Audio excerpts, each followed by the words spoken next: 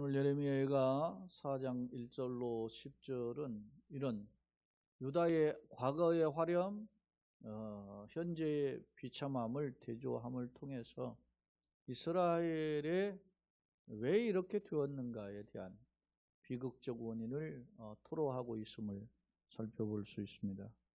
먼저 영상으로 송출되는 서론 부분을 통해서 말씀의 도입 부분을 살펴보고자 합니다. 예레미야가 3장에서 예레미야는 자신이 당하는 고통을 탄식함을 통해서 예루살렘의 절망적 상황을 묘사하였고, 동시에 하나님의 인자와 공의를 근거로 회복을 고사한 바 있다. 다른 성경은 또 예를 들어서 22절씩 그렇게 운에 맞춰서 했는데, 유난히 3장의 경우는 66절까지 세 곱절의 분량으로 기록되어 있죠. 그런데 3장은 그런 탄식과 함께 하나님의 자비와 공의를 구하는 기도를 하고 있음을 알 수 있어요. 자신뿐 아니라 이스라엘 백성이 함께 더불어서 마음과 손을 하늘에 계신 하나님께 들자라고 호소하고 있음을 우리는 이미 살펴보았죠.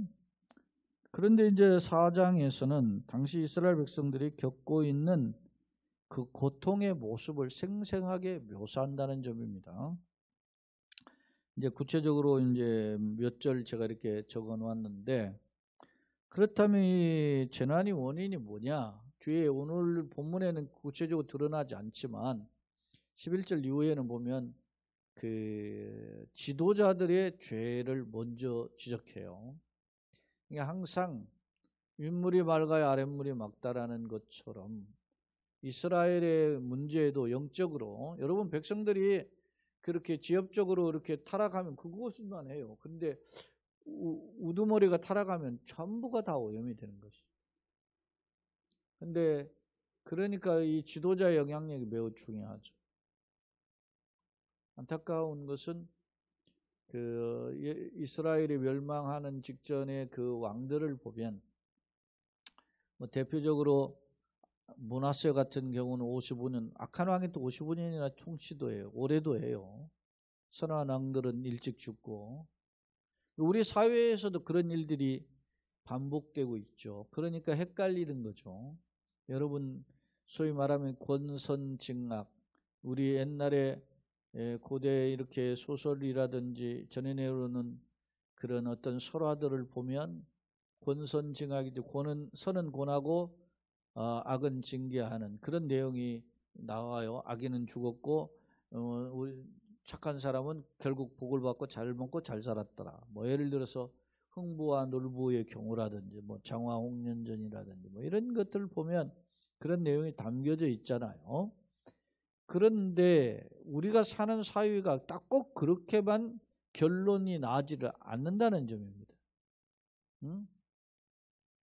내가 살 때 이런 예수를 잘 믿고 열심히 주님 뜻대로 살으면 복을 받고 그래야 되잖아요. 하나님이 살아계시니까, 생사화복의 주인이시니까, 모든 것을 통찰하시는 주님이시니까. 그런데 때로는 예수를 믿으면 고난을 당하고 예수를 믿으면 더 어려움을 당할 수도 있다라는 것입니다. 그게 복음이에요. 그렇기 때문에 우리가 어떻게 합니까? 힘들어하고 때로는 낙심하고 불평하게 되는 거죠. 여러분요, 왜 마태, 마가, 누가, 요한복음, 사복음이 주어졌고 또 사도행전을 비롯한 이후에 또 로마서를 비롯한 바울의 서신서들, 또 다른 사도들과 속사도들의 이런 편지들이 왜 주어졌을까요? 특히 요한계시록 같은 경우는 심판이 대대적으로 기록되어 있는데 왜 주어졌을까요? 고난당하는 사람들이 있었다는 겁니다. 역경을 당하고 있었다는. 여러분요, 신약 성경에 주어진 시계는 전부 다 역경의 시계예요.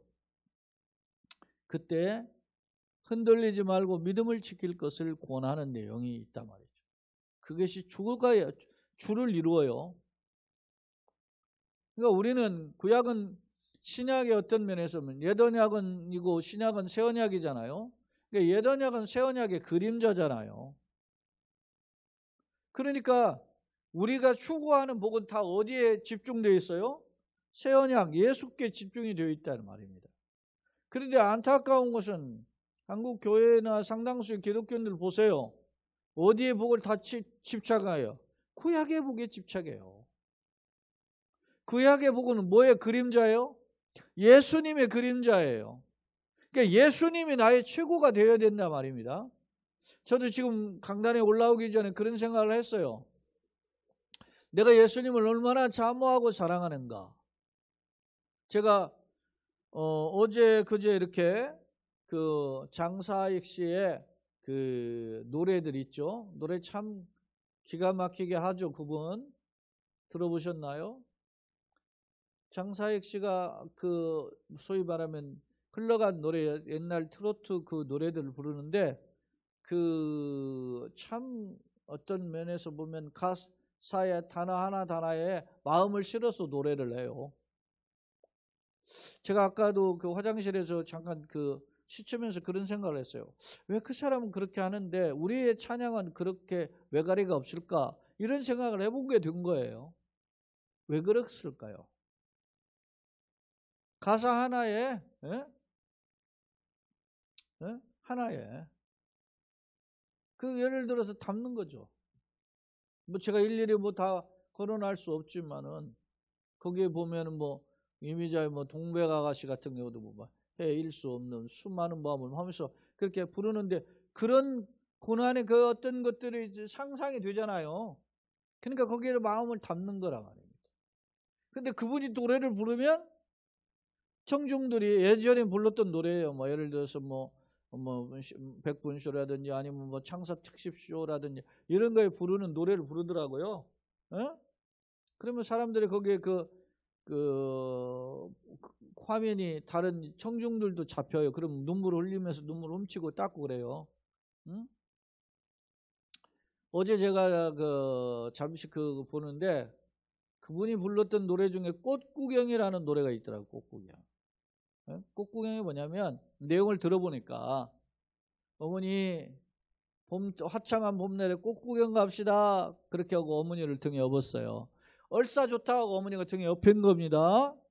근데 여기 얼을 지나 들판을 지나 숲속을 지나 또 깊은 산속으로 들어가니까 어머니가 에구머니나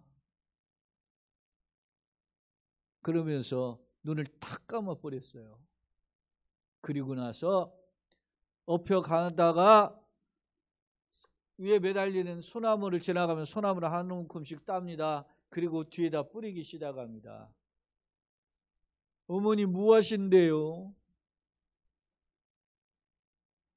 네가 내려오다가 혼자 내려오다가 길을 잃어버릴까 걱정해서 그런다. 어머니는 아는 겁니다. 아들이 꽃구경하자고 봄날에 화창한 꽃구경하러 가자고 해놓고 산에 고려정하러 간 거예요 지금. 그걸 자기는 모르고 꽃구경하는 마음이 설레서 따라왔다가 캄캄한 그런 산골로 들어가는 걸 보고 절크덕했는데 다시 마음을 고쳐잡고 솔잎을 따면서 아들이 내려갈 이 험한 산골을 내려갈 길을 이 길 잃어버리지 않도록 솔잎을 뿌려준다는 거예요. 노래 제목 꽃구경 그 노래를 부르는데 참 처량하게 불러요. 그러니까 막 사람들이 이곳저곳에서 막 눈물을 흘리는 거야. 가사를 알아듣는 사람이 물리는 거지.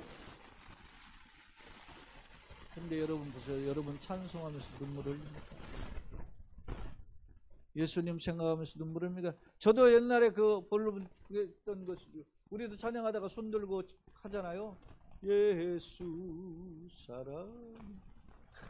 청년 때 그런 찬양 부르면서 사랑하는 나의 아버지 그러면서 막 감격하면서 눈물을 왜 그랬을까요? 왜? 가사에 마음이 담기니까. 그런데 오늘날에는 내 마음에 그런 가사에 담기는 신앙의 고백이 없단 말입니다. 이게. 제가 무슨 장사익 이야기 하려고 한 게 아니잖아 하는 걸 여러분 아시겠죠? 왜 이렇게 변질되느냐? 시간이 흘러가면서 지도자들이 변질이 되니까. 이스라엘도 마찬가지. 므낫세 같은 사람이 55년 통치를 해.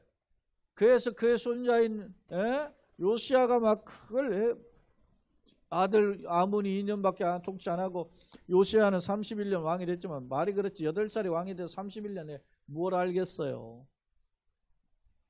그런데 뒤늦게 율법서를 깨닫고 개혁을 하다가 어떻게 해요? 그냥 전사하고 말잖아요. 그 뒤를 이어서 아들 손자 4명의 왕을 짓는데 21년 정확히 22년 만에 나라가 망하는데 완전 소위 말하면 요즘 세상 표현으로 개박살이 나는 겁니다.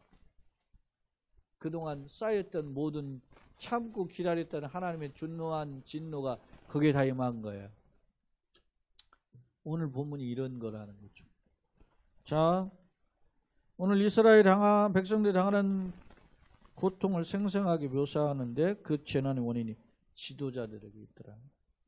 이 중 본문은 오늘 1절로 10절이죠. 예루살렘의 과거의 영광과 화려함이죠. 그리고 현재의 비극적 참상을 대조하여서 이 참상의 심각성을 부각하고 있는데 한번 내용을 살펴보자라는 것입니다.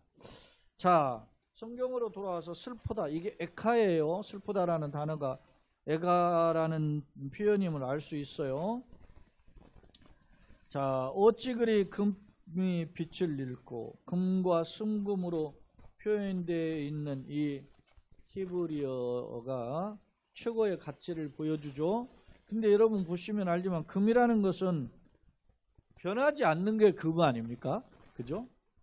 금이 막 이랬다 저랬다 변해버리면 무슨 금의 가치가 있어요? 금은 변하지 않아요. 근데 그 금이 빛을 잃어버렸다. 변함이 없는 금인데 빛을 잃어버렸네. 가치가 없어져 버렸네. 이거 뭐예요? 진짜 금이 아닌 거죠. 자, 순금이 변질되었고 금이 빛을 잃고 순금이 변질되고 거듭거듭 반복이죠.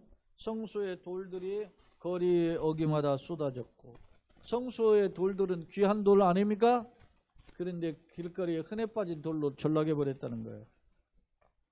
순금에 비할 만큼 보배로운 시온의 아들들이 순금처럼 귀한 누가? 이스라엘 백성들이 어찌 그리 토기장애가 만든 지랑을 해. 토기장을 그냥 막 대충 만들어가지고 쓰는 허름하게 쓰는 그냥 허접하게 쓰는 일상 그릇처럼 되어버렸다고 합니다. 들깨들도 젖을 주어 그들의 새끼를 먹이나. 들깨가요, 제가 제가 우리 준비한 교재에는 있는데 여러분이 영상으로는 제한된 부분 내용만 보여주니까 간략하게 정했어요. 들깨는 뭐 새끼마저도 보살피지 않고 잔인하다 이렇게 제가 이렇게 간단하게 적었는데 사실 오늘 들어가 보니까 이 들깨 히브리어는 탄닌인데 탄닌이라고 하는 단어가 칼빈은 뱀으로 번역을 했고 영어 성경에 있는 그 킹제임스 번역본에는 바다 괴물로 번역이 되어 있고 NIV와 RSV에는 오늘 본문과 같이 들깨로 번역했어요. 근데 이 들깨가 어떤 개냐면 자기 새끼도 잘 돌보지 않는 개가 들깨래요. 그럴 정도 잔인하다는 거예요. 그런데 그런 종류처럼 여기 보시면 3절에 들깨들도 젖을 누워 그들의 새끼를 먹이지만은 내 딸 내 백성은 잔인하여 마치 광야의 타주 같다. 타주는 뭐냐면 타주가 이게 알을 낳자마자 내가 알을 낳는지 안 낳는지 몰랐는데요. 모른다는 거야. 지 알인지 뭔지도 모르는 거지 이게 타주가. 그러니까 내팽개치는 그러니까 그 소의 표현으로 말하면 돌대가리. 그런 게 타조와 같아. 그렇게 비유한 거예요 지금. 그러니까 왜 그렇게 해서요? 자식을 돌볼 여력이 없는 거야. 이 전쟁이 비참해가지고 사람아 나도 살기가 급급한 발이니까 자식 신경 쓸 겨를이 없는 거예요. 예수님 말씀에서도 마태복음 24장 25장에 보면 재난의 징조와 재난에 당할 때의 상황을 이야기하잖아요. 그때 어떤 사람에게 화 있을진저가 이야기해요? 어린아이와 아이벤 여인에게 화가 있다 그러잖아요. 왜? 재난이 일어날 때 피난 가기가 어려우니. 전쟁에서의 비극에서는 누가 비극이겠어요? 어린아이하고 여성들이 비극이에요. 보세요. 외국의 영화라든지 이런 거 보면 고통당하는 사람 다 막. 뭐 역설이라고 그러잖아요. 전쟁이 일어나면 누가 먼저 죽겠어요? 군인이 죽겠죠. 근데 역설로 전쟁이 일어나면요, 총을 든 군인이 제일 안전하대. 이해가 되잖아요. 자기를 방어할 수 있는 그런 무기가 있으니까. 그러니까 역으로 보면 이스라엘이 지금 그 바벨론의 군대에 짓밟히는 그 비참한 참상을 보여주는 거예요, 지금. 자, 젖먹이들이 목말라서 혀가 입천장에 붙습니다. 젖먹이들은 누가 먹여주지 않으면 못 살죠. 근데 목이 말라요. 젖을 주지를 못하니까 뭐 물이라도 물려줘야 되는데 그걸 물려줄 사람이 없는 거예요. 목말라서 혀가 입천장에 붙으며 어린아이들이 떡을 구하나 떼어줄 사람이 없다. 떡도 없거니와 떡 줄 사람도 없는 거예요. 비극적 참상이죠. 맛있는 음식을 먹던 자들이, 과거에는 맛있는 음식을 먹었죠. 화려했죠. 소위 진수성찬을 차려서 먹었다 이거예요. 그런 자들이 이제는 외롭게 거리에 앉아 있으며, 이제는 붉은 옷은 홍포죠. 왕이 입는 옷이 홍포 아닙니까? 화려한 옷을 상징하는 거예요. 부자로 살던 사람들, 자라난 자들이 이제는 거름더미를 안았도다. 거름더미가 어떻게 냄새나는 시궁창이죠. 그것을 부둥켜 안고 있는 그런 모습, 냄새나는 모습을 보여줍니다. 전에 소돔이 사람의 손을 대지 아니하였는데도 순식간에 무너졌죠. 그죠? 소돔 고모라성이 다 무너졌잖아요. 순식간에. 뭐 누가 공격해서 무너진 게 아니라 하나님이 불의 심판으로 면한 거 아닙니까? 무너졌더니 이제는 딸 내 백성의 죄가 소돔의 죄악보다 무겁다. 6절에 주어지는 말씀이 가장 큰 강력한 경고예요. 왜 이스라엘이 이렇게 비참하게 되었나? 화려하던 자들이 이렇게 비참하게 되었느냐의 원인이 여기 있음을 답으로 보여주잖아요. 소돔 고모라 성의 그 소돔 성의 그 타락한 죄악보다 얼마나 무거워요. 여러분요, 소돔 성을 하나님이 심판하실 때 그 심판의 말씀을 천사를 통해서 아브라함에게 알려주시죠. 아브라함이 구합니다. 하나님, 의인 50명만 있으면 사시겠습니까? 살겠다. 감합니다. 5명 가면 45명, 40명, 20명, 10명 이렇게 쭉 감하잖아요. 의인 10명이 없어서 망한 거죠. 그런데 그 중에서도 진노 중에도 어떻게 해요? 궁유를 잊지 않으고 롯의 가정을 사랑하십니다. 왜? 누구 때문에? 아브라함을 생각하셔서 롯의 가정을 건져주신데, 그 가정도 어떻게 해요? 사위들은 희롱하고 따라오지 않고, 따라오던 아내는 어떻게 해요? 뒤를 돌아봐와서 결국 소금기둥이 되잖아요. 여러분, 내가 여러분이 잘 나갈 때, 돈 좀 있을 때, 유명할 때, 건강할 때 예수 잘 믿는 거는 당연한 거예요. 그때 잘 믿는 거 귀하지. 그러나 보세요. 잘 나갈 때보다 어떨 때? 좀 힘들 때, 살림살이 좀 어려울 때 더 헌신한다, 헌금한다. 이거 쉬운 게 아니에요. 육신적으로 내가 좀 힘들다. 그런데 저 건강할 때부터 더 잘 믿어. 그거 쉬운 일이 아니라 말입니다. 사람은 자기가 약한 것을 붙잡고 기도하고 채워지기를 원하는 거예요. 그게. 네? 얼굴이 찌글거리면 보톡스 한번 맞고 싶고. 네? 나도 이렇게 보다 보니까 2년 전에 우리 친구 목사, 동기 목사님, 그때 막 코로나가 세워졌을 때요. 그 1월 달에 했는데 한 달 뒤에 2월 28일, 지금도 잊혀지지 않는데, 저 해군회관에서 그 딸을 시집 보냈는데 제가 거기 축하차 갔었어요. 근데 전부 다 마스크 쓰고 있다. 이 한 달 만에 마스크 쓰고 있는 상황이 벌어지니까 생소한 거예요. 그때만 해도 2년 전 이야기니까. 응? 근데 그때 밥을 먹느라고 이제 제가 이렇게 마스크를 벗었는데 제 친구가 제 옆에서 딱 앉았었는데 저 얼굴을 보면서 놀래요. 웬 점이 이렇게 얼굴에 많냐. 그 나도 모르겠다. 갑자기 이렇게 점이 많아지네. 내 별명이 점천지네라고 집에서 그러네. 늙은 거예요.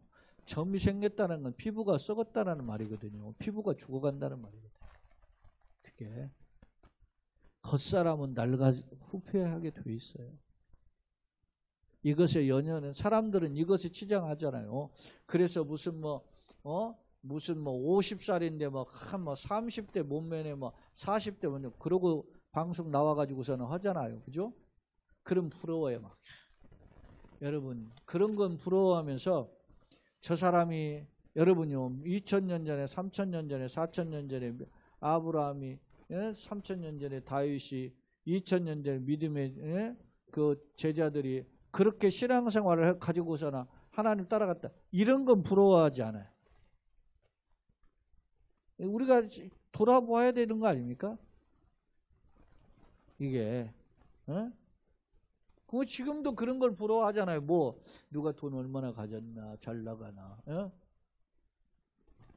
제가 지난 주일날 저녁에 주일 오후 예배 마치고 제가 이렇게 신촌 세브란스에 문상을 조문을 했어요. 거기 갔더니 그 사람들이 막 바글바글 하더라고요.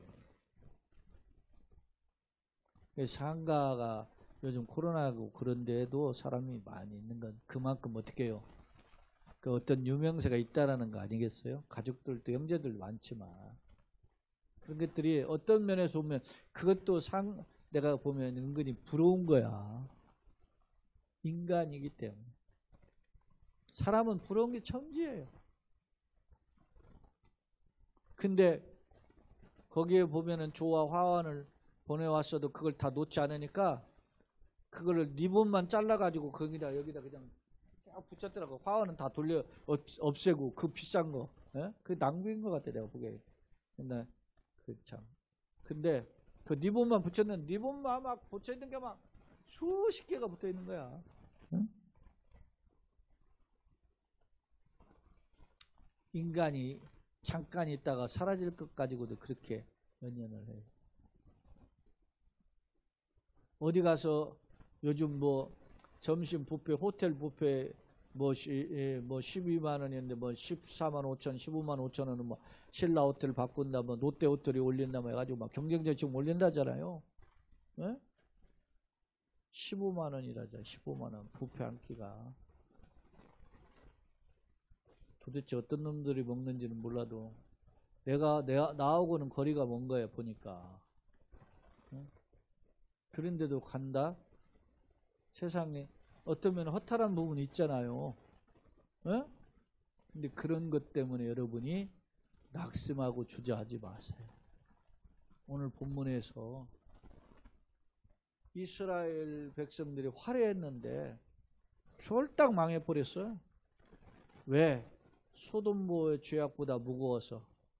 그 죄악이 너무 무거워서 하나님 보시게. 응? 우리가 주님 앞에 설 때가 올 때 그때 뭐라고 하시겠어요? 자, 6절 이 말씀을 꼭 기억하세요. 오늘 말씀 6절에 이 죄에 대한 지적은 6절만 있어요. 자, 7절에 보면 전에는 존귀한 자들이 몸이 눈보다 깨끗하고, 왜냐하면 치장을 하니까 깨끗하고 하죠. 여러분 예전에 그 광해라고 하는 영화에 보면은 그 시작 화면에 처음에 뭐가 나오냐면은요, 술을 딱 내놓으면은요, 그 소위 그 나인들이 와서 막 손톱 발톱까지 탁 막 청소해줘. 왕을 치장을 가만. 그러던 이스라엘이 어떻게 해요? 몸이 눈보다 깨끗하고 적보다 희며 산호들보다 붉어 그 윤택감이 갈아서 빛낸 청옥과 같이 반짝반짝. 예? 요즘 방송 틀어두면 한 방송 걸러 방송이 쇼핑 방송들이 막 자튼 뭐 내가 보기에는 거짓말하고 한 20개는 되는 것 같은데 열 몇 개는 되는 것 같아 최소한. 예? 뭐 그렇게 팔 게 많은지 그냥. 예? 그 집에 있는 양반들 그 뭐 그런 거 보면 거기서 잘 사잖아요. 세상 것들은 채우고도 한이 없어요. 이제는 그런데 화려했던 이스라엘이 이제는 그들의 얼굴이 어떻게 숲보다 검고 시커매졌어요. 그들의 가죽은 어떻게 해요? 뼈들에 붙어서 딱 피골이 상접했다는 거예요. 예? 상접 껍질이 피부의 껍질이 서로 붙어버렸다는 거예요. 예? 막대기 같이 말랐으니 어느 거리에서든지 알아볼 사람이 없어. 도대체 이 사람이 어떤 사람인지 알 수 없어. 지금도 뭐 굿네이버스라든지 뭐 기아레츠국이라든지 월드비전이라든지 예? 세이브 더 칠드런이라든지 뭐 그런데 이렇게 나오는 동영상들 보세요. 막 앙상해가지고.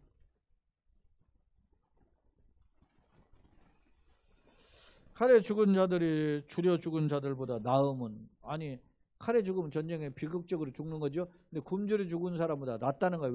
왜 그럴까요? 칼에 죽으면 순식간에 죽는데 굶주려 죽는 사람보다 고생하다 죽는 거야. 그 나음은 토지 수산이 끊어짐으로 그들이 찔림받은 자들처럼 점점 쇠약해갑니다. 예? 죽음도 말이지 고통스럽게 죽는 이런 비극적인 고통. 딸 내 백성이 멸망할 때 자비로운 부녀들이 자기들의 손으로 자기들의 자녀를 삶아먹었다. 아니 자비로운 부녀가 자기들의 자녀를 삶아먹나요? 악한 부녀가 삶아먹지? 근데 이게 무슨 말이에요? 역설에 이게 자기들의 자녀를 삶아먹는 자녀 그런 부녀들은 그래도 자비로운 부모에 해당한다는 거야. 어? 우리 열왕기에 보면은 열왕기하에 보면 그러잖아요. 오늘 어제는 네 아들 삶아먹었어. 오늘 네 아들 삶아먹자. 이러고 온 사람 뭐 내놓으라고 그러잖아요. 어?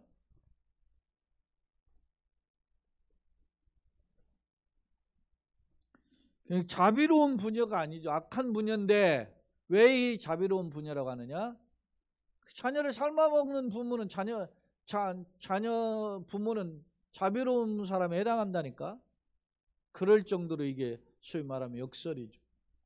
그런 비극적인 상황이 올 것이다. 자, 두 번째 화면에 와서 교재를 한번 보겠습니다. 순금으로 비유된 보배로운 시온의 자녀가 질항아리 같이 여김을 받았다가 탄식하고 있다. 이렇게 왜 이렇게 됐느냐?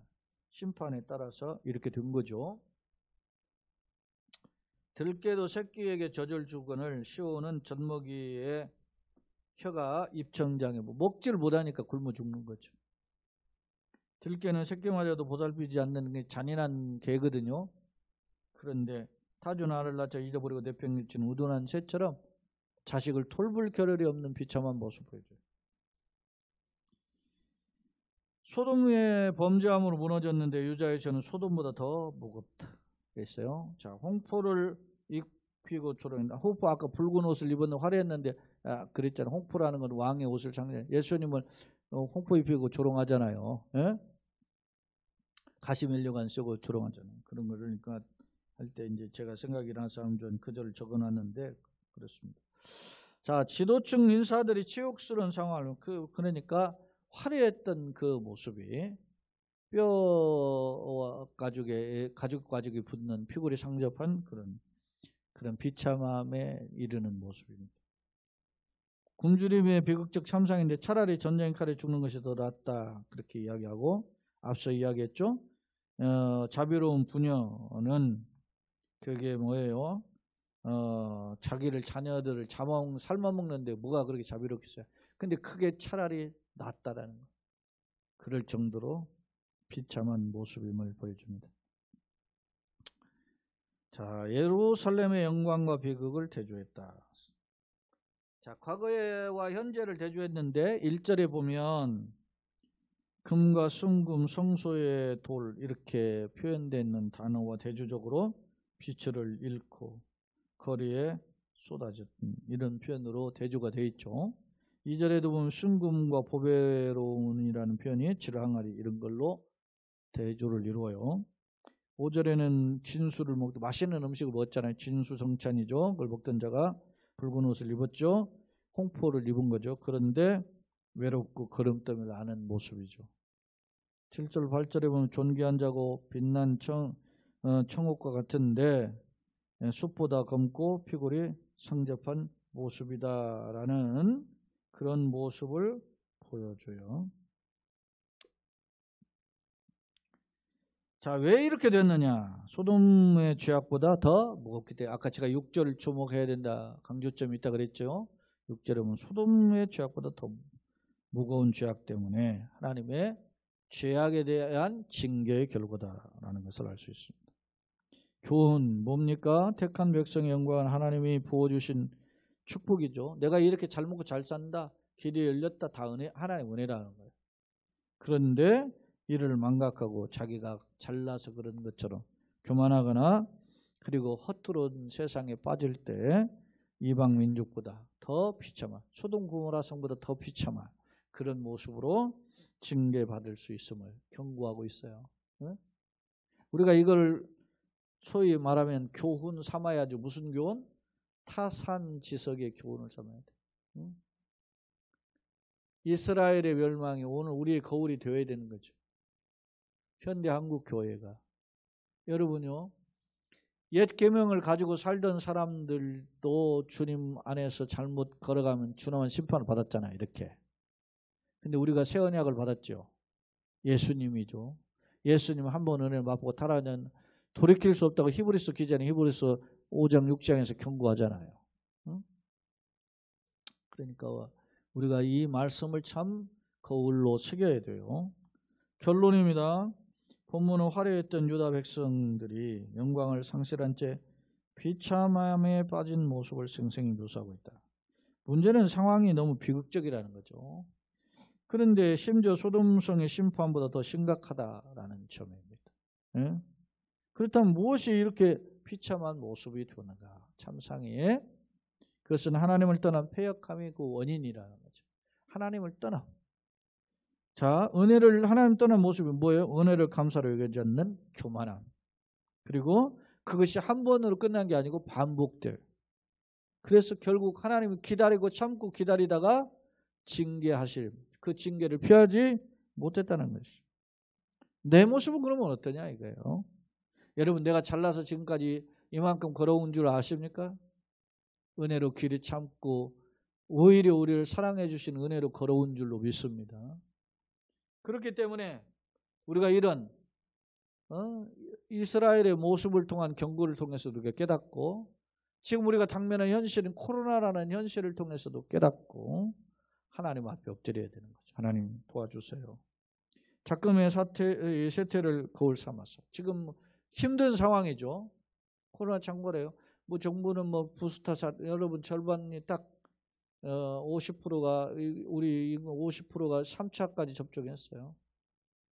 그래도 쏟아지잖아요. 아이러니 아닙니까? 그러니까 이제 오늘 뉴스가 나오기를 뭐 화이자에서 오미크론을 잡는 백신을 이제 지금 하고 있다고요. 그러니까 오미크론 못 잡는다는 거잖아요. 지 스스로. 근데 뭐 그까짓 걸 자꾸 맞으라고 하는지 몰라.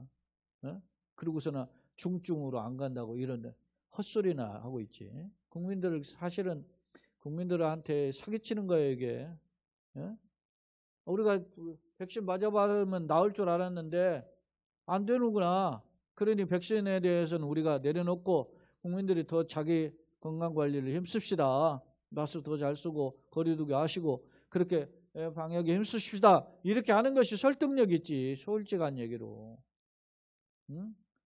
그거 막 안 맞으면은 말이지 무슨 뭐 혜택을 뭐 가고 오늘 또 기사가 나왔잖아요. 2차 접종 완료자들이 180일 지나고 면은 그 다음에 이제 뭐 부스터샷 맞는 걸 그렇게 이야기했다가 지금 이제 90일로 줄어졌잖아요. 그러니까 갑자기 말이지 나는 접종 완료자가 됐다가 접종 미완료자로 바뀐 거예요. 지금 180일 6개월 기간 준다더니 3개월만 주고.